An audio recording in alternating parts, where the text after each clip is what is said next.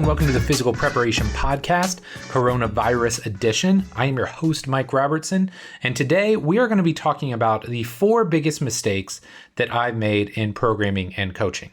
Now, I don't know about you, but it was really hard for me to whittle this down to only 4, considering I feel like I made just about every mistake in the book when it comes to writing programs, coaching my clients, and all of the nuance that goes in between those two things. So, when I look back over my 20-ish years in the fitness industry, I go back and I really got serious about coaching people during that internship at Ball State. It was the summer of 2000.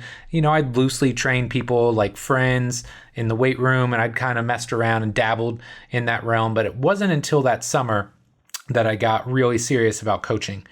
But over that 20-year time period, man, I have seen every nook and every cranny of the fitness industry. When I look back, we did the rehab thing. I did the personal training thing. I did strength and conditioning or physical preparation, whatever you want to call it. So I've done everything on that continuum. I've also done everything from a business perspective as well. I've done one-on-one. I've done semi-private. I've done large group. So I'd like to think that, I've got this broad range of experiences that has allowed me to be a great generalist. It's afforded me the ability over time to take that generalism and become very specific in certain niches and certain areas. But ultimately, it's given me great perspective. And, going back, and I could probably give you 100. Like if I really got down to nuance and nitty gritty details, I could probably give you at least 100 ways that I've screwed up or common themes. But if I have to settle on 3 or 4, these are the ones that really stick out. And keep in mind, if you want to do something like this for yourself and you want to really look back and reflect on, okay, what areas or what mistakes have you made over the years? I think each one is really reflective on where I was in my career and what my thought process was at that point in time. And I think too often we get too focused on one specific area or one specific thing that we get caught up in. And maybe it's strength or conditioning or flexibility or mobility. It doesn't matter. At the end of the day, what ends up happening is we get so caught up in this one focal area, and without knowing it, there's this creep over time, and it starts to take over our sessions, or it starts to take over our coaching. So without any further ado, let's jump into the 4 biggest mistakes that I've made in programming and coaching. All right, so the first big mistake that I made, and this happened early in my career, was this idea of using too many resets or too many correctives in my programs. Now, if you go in the Wayback Machine, we go back to 2004, 2005, Eric Cressy and myself, I think, are really coming onto the scene. We're writing a lot of stuff for T-Nation, and that's when we collaborated, and we wrote this article called Neanderthal No More. And this was like a 5-part series. I still don't know how we got TC and Tim Patterson to run this entire article series for us, but the first 2 or 3 articles were all about common postural flaws, how to manage them, and we wrote an entire program on how to help people get strong, get jacked, but also move very well. So going back to that time frame, this is what I was known for. I was known for correctives, for mobility training, and then later on for resets. But when things tend to take over, or we look at them too strongly or emphasize them too much, it can have a negative impact on our programs or on the training effect that we're looking to get. So, a couple examples here.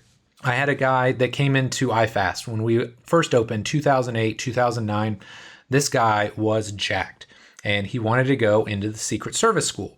Now, you got to be able to do a lot of stuff to do that, right? You've got to be fit, strong, and most importantly, healthy. And that was this guy's Achilles heel. Every day he came in the gym, we had a different issue. One day it would be his knee. The next day it would be his shoulder.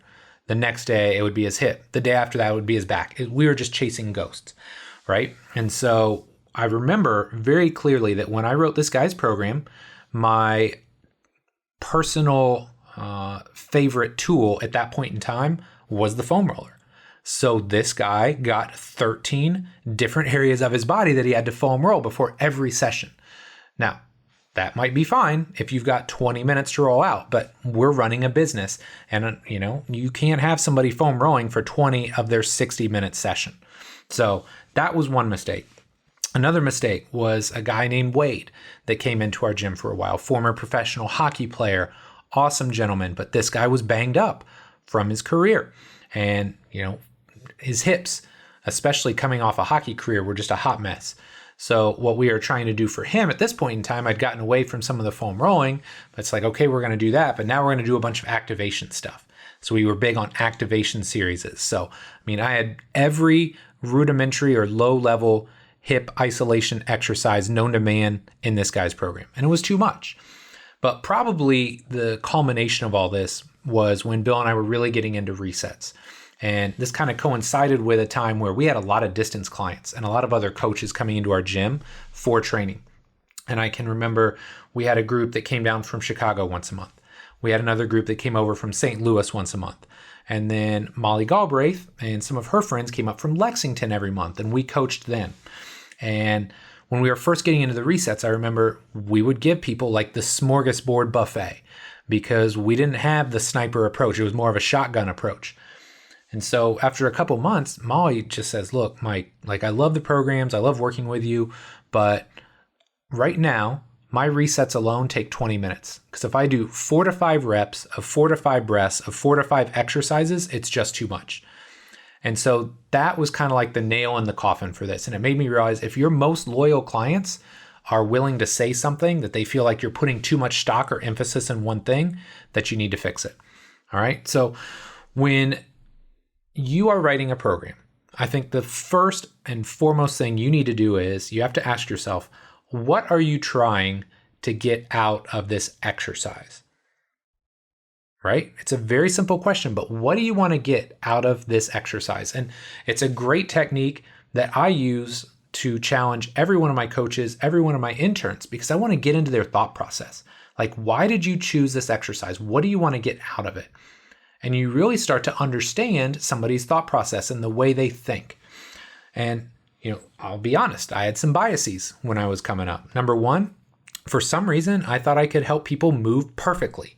I thought there was such a thing as perfect movement. And then I started digging in and I started realizing, man, even the best, let's say, squatters in the world, and Ed Cohn is the guy that I always look to because every rep looked the same when Ed Cohn squatted. But the crazy thing, even Ed Cohn would tell you that every rep is just a little bit different. So there's no such thing as perfect movement. Furthermore, you're never going to make somebody symmetrical. Because we know from the inside out, we are asymmetrical. We will not move in a totally symmetrical fashion ever. So what does that mean? Does that mean we just, throw our hands up and just forget about moving well? Absolutely not. But I think what we need to focus on instead of making somebody symmetrical is to focus on managing their asymmetry and help them manage those side-to-side differences or imbalances that they may have to work around. But I think ultimately the goal of most drills or most resets or breathing exercises, correctives, whatever you want to call it, is to improve movement quality. And I can put that in air quotes because you guys know how I feel about that term. But it's to improve movement quality or to expand movement options. And I think that's a really big take-home point. Either improving movement quality or to expand movement options, because a lot of times when people come to us and they are beat up, they have lost movement variability. They've lost options when it comes to their movement, and we want to restore those movement options. We want to give them more freedom of movement so ultimately they won't break down and they won't wear out those certain areas. So if you can whittle it down to that, I think it makes your life very, very simple, and it gives you a much clearer idea as to why you want to have those resets or breathing drills or correctives in your program in the first place. So to wrap this point up, resets, correctives, and the like, they can be an absolutely critical piece of the puzzle, but don't let them run the show. Okay, so my second big mistake happened around this same time, maybe a little bit before, but I think it's something that manifested for a long portion of my career. And I think for far too long, I put too big of an emphasis on strength. And if I think back to my early years in the iron game, right? Like I always loved strength training. Now growing up, I was a kid that developed a little bit later than most. I was a guy that got into weightlifting probably later than most. And I wasn't like naturally the fastest or the most explosive kid. So when I started strength training, I got a massive carryover. So, continue that on. And when I get into college and I start powerlifting, like now I really see some improvements in my physique, in my athleticism. Like now I'm jumping higher than I ever have. I'm blowing past dudes when I'm playing basketball, or I'm jumping over people when I'm playing volleyball and hitting over blocks or hitting around blocks. Like I really felt like, okay, this strength training thing, there's something to it. And I knew I was a power lifter. This is what's crazy. Like I knew I was a power lifter and that I was focused on strength, but I really didn't think I was overly focused on it when it came to my clients and my athletes. And then, when I look back, I realized, man, I really kind of screwed the pooch here in more than a handful of instances. So, I remember when I was in Fort Wayne and I had a handful of personal training clients, and there was one guy, he was probably 30, 40 pounds overweight, not the most mobile or supple gentleman on the planet, and he wanted to lose fat. I'm like, dude, I got you. And we can do that as long as your program revolves around squatting, benching, and deadlifting. So I made that mistake there. Later on, I was doing combine prep with a kid here in Indianapolis. Not combine, but pro day prep. Same basic concept. And this dude was strong. I mean, freakishly strong. And we're talking on our trap bar at iFast, we can get about 600 pounds on it. And that's like maxed out. You've got bands around the ends of it, but you can trap bar 600 on it. This kid was 205 and he was trap barring 600 for reps. And keep in mind, like crushing his tests, like his vert numbers were going up. His 5'10" was sub 4. Like he was running a 397 at like CFL pro days. Like this guy was crushing it. But in my mind, it's like, oh, he's not strong enough. We can make him stronger. I'm like, dude, this is not what this guy needs. Looking back, why was I trying to do that? Or kind of the final example that I have for you is my girl K-Dog. And if you've heard me give my R7 talk, or you've heard me talk over the years, K-Dog is one of my favorite athletes of all time. And I remember as I was getting her prep for a soccer year, or a soccer season when she was in college, I remember we were in the gym and we were like crushing squats. And I'm like, man, this girl's as strong as she's ever been. She's fit. But why, before she goes to camp, am I having her grind out slow, like painfully slow reps? And that image is burned in my brain. And I just think, why was I doing that? Why did I put such an emphasis on strength? So when we talk about strength, it's so easy for us as strength and conditioning coaches to get caught up in this mindset or this mantra that more strength is better, right? And part of this is due in part to the fact that how do we determine if we're successful? Like if we want to get really like big picture and almost philosophical, like how do we know as strength and conditioning coaches if we're doing a good job? We don't. There's really very few ways to determine in a black or white fashion that we're doing a good job or not.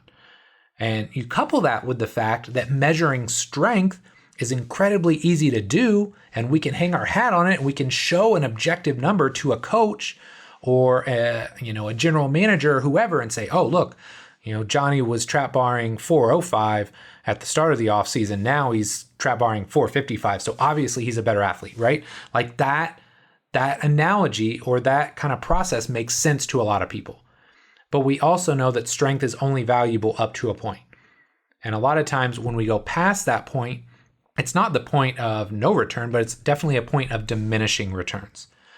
So we have to remember that strength training is just one tool in our toolbox. And really you're doing it for one of two reasons, and they kind of go hand in hand. Number one, we use it, especially early on in an athlete's career, to increase force production, right? We want to give them more juice.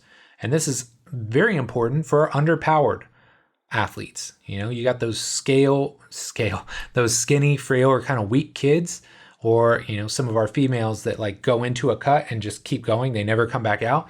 Like strength training is huge for them to increase force output. And another way to think about it is it's used to desensitize the nervous system, right? Because strength training is a stressor and your body has this natural tendency as the weight gets heavy to shut down, say, no, I don't want to do this because I could get hurt. And so over time, you slowly desensitize the nervous system, and now your body isn't afraid because it doesn't think it's going to explode every time you lift something heavy. However, I got way too caught up in it. And if you're listening to this, maybe you're in that same boat. Don't be like Mike, right? Don't be like me. Let's be honest. I didn't focus on the real task at hand. It's not just about strength for strength's sake. It's about making a better athlete. It's about making our athletes faster, stronger, or more explosive on the pitch, on the court, on the field, not necessarily what it says on the record board in the weight room. So this is something we have to remember, that strength is valuable up to a point. And strength is a very viable tool that we have in our toolbox, but it's not the only tool. So if I can kind of bring this point back together, look, the only athlete where pure strength really matters is powerlifters, and maybe Olympic lifters to a degree, and maybe strongmen. But if you're not a power lifter, you don't get paid to squat, bench, and deadlift the most possible weight. Otherwise, you got to look at strength training as a means to an end, not an end in and of itself. So at some point, when you think that athlete's getting close to this point of, how strong do they really need to be successful on the field, court, or pitch? That's when it's time to start looking at alternative means and alternative strategies to help your athletes really take their game to the next level. All right, mistake number 3 was that I put little or no focus on conditioning early in my programs. So if you go back to 2000 to 2005, my only goal in life was to get as strong as humanly possible. I was obsessed with powerlifting, and in case you haven't noticed, you don't need to be the best conditioned bro or broette on the planet to be a good powerlifter. And this kind of coincided with the fact that I love biomechanics, I love learning about human movement, but I just didn't love physiology to the same degree. Just as a whole, didn't enjoy physiology, felt like I had to work a lot harder to understand it. So I kind of neglected it. I didn't really put a big emphasis on my own conditioning, on the conditioning of the clients or athletes that I worked with, unless they asked for it. And chances are it was always going to be influenced by the fat loss industry, which we'll talk about here in just a few minutes. So if we come back to 08, 09, Bill and I open iFast, and we get a guy who's a mixed martial artist. He comes in, his name's Dan New, and this guy was very fit. And so my thought process for him was, his work to rest in a cage fighting match is 5-1. So he needs glycolytics. And I crushed this guy with glycolytics. And Bill was like, I want you to read this book. And we'll get to the book here in just a minute too. So I made that mistake with Dan. Then when I had K-Dog early in her career, this poor girl, I don't know why she still comes into my gym when I think about, all of the mistakes that I made training her over the years. But, when it came to K-Dog, same thing. She was always like, I'm not fit. I can play for like 15, 20 minutes and then I'm gassed out. Okay. And it wasn't until we had an intern come into our gym. He was our second ever intern. His name was TJ Lynch. And Bill had just read Joel's Ultimate MMA Conditioning book. He's like, man, I'm going to do something totally different with this guy's program. And I remember TJ lifted on Mondays and Fridays.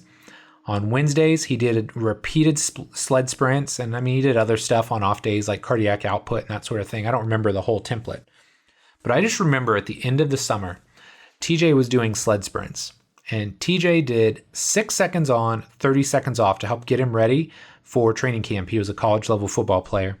And this guy did 50 consecutive sled sprints with 6 seconds on, 30 seconds off, and never crossed anaerobic threshold. And I just said, okay, look, dude, I'm in. What do I need to learn? And so, the first point that we need to understand is conditioning for sport is not the same as conditioning for fat loss, right? Or what is best for fat loss. And I would use the term best very loosely because I think too often we get focused on that short-term effect and getting the most out of this short-term window without thinking about the long-term ramifications, or if the training that we're doing is sustainable over the long term. But again, the conditioning world has been massively influenced by the fat loss industry. And let's be honest, glycolytics and high-intensity interval training don't necessarily make better athletes. And if it does, it's part of a holistic, long-term program. It's not the first thing that we jump in with.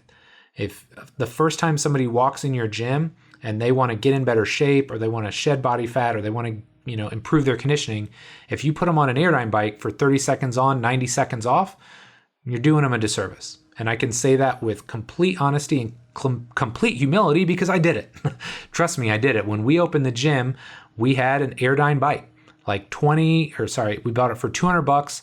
It was gold. We bought it off Craigslist, and we had that thing for probably 5 years. But everybody did 30 on, 90 off.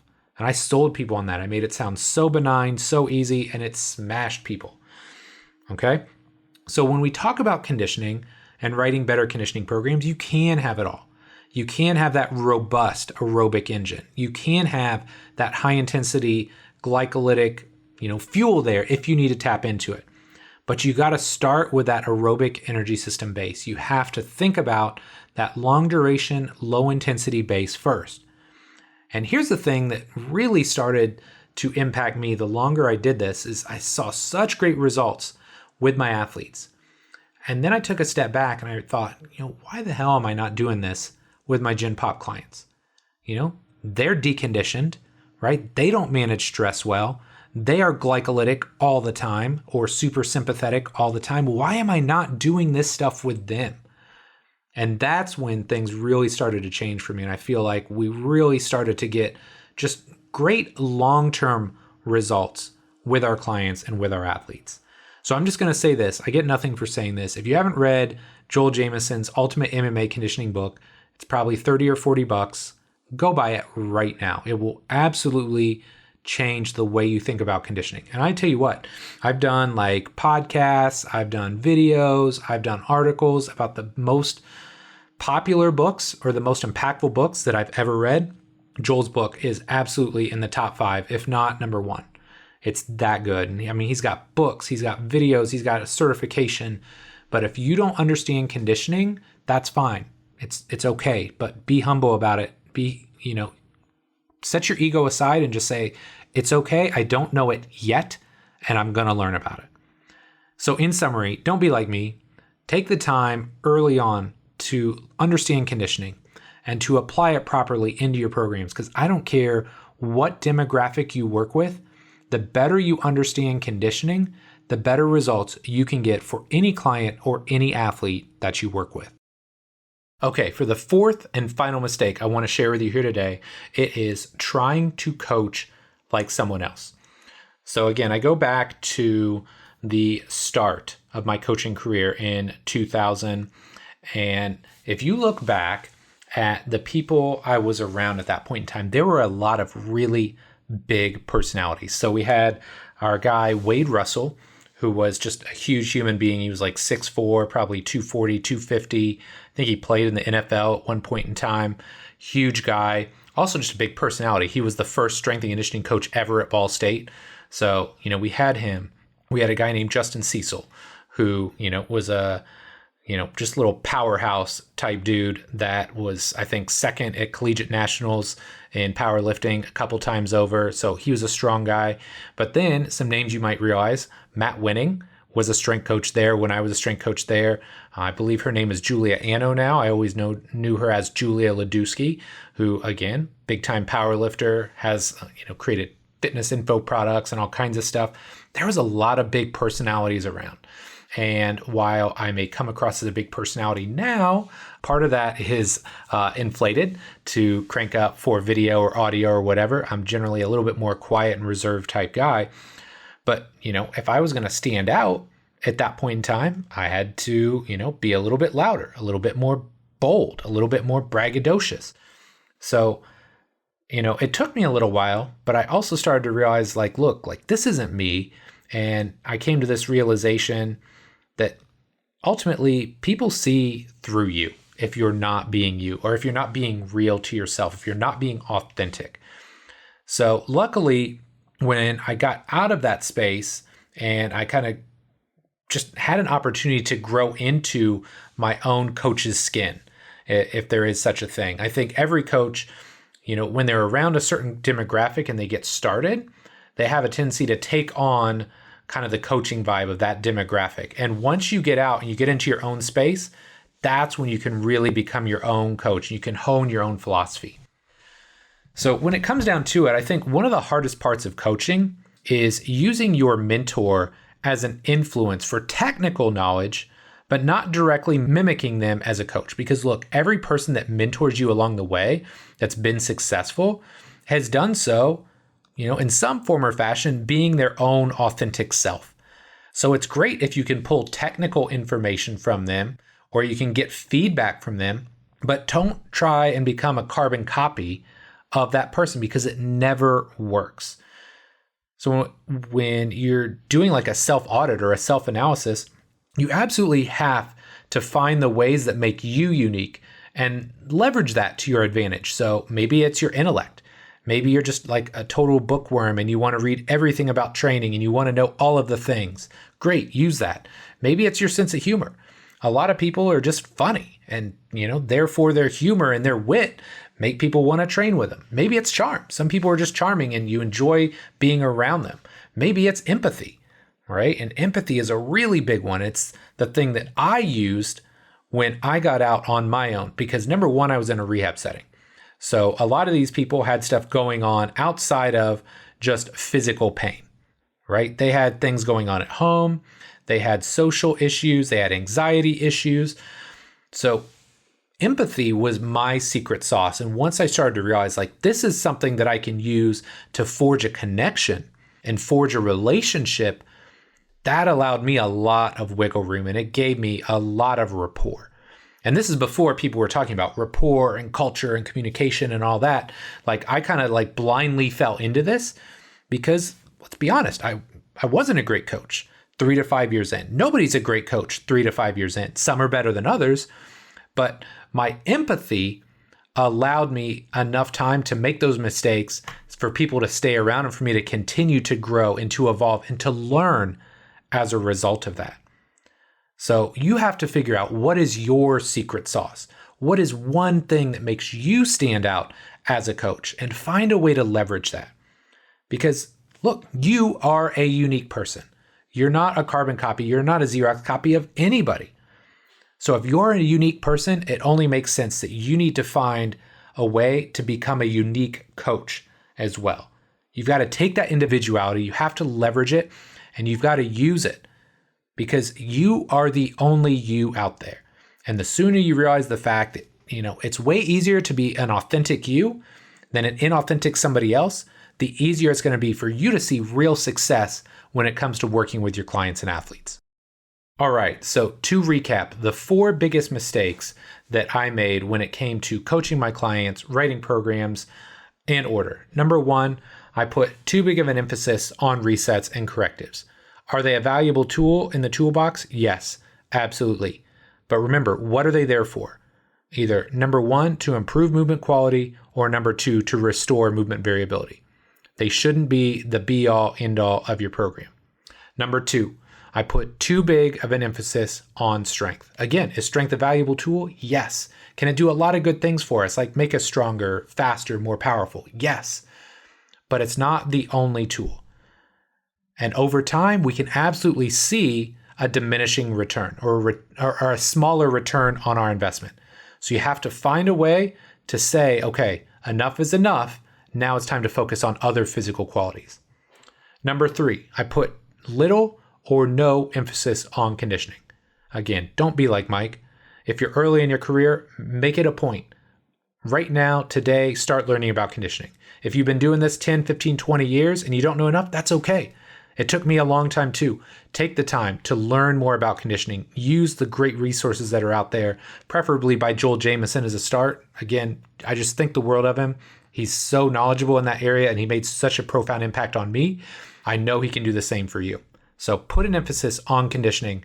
Gen Pop, rehab, high-level athletes, it doesn't matter. Everybody can benefit from a smart conditioning program. And number 4, be authentic to yourself. I tried to coach like other people. I wasn't authentic to myself. I hadn't grown into my own coach's skin yet. So the earlier you can be comfortable with yourself as a coach, and you can find what your secret sauce is or your superpower as a coach, the more likely or the faster that you're going to be truly successful.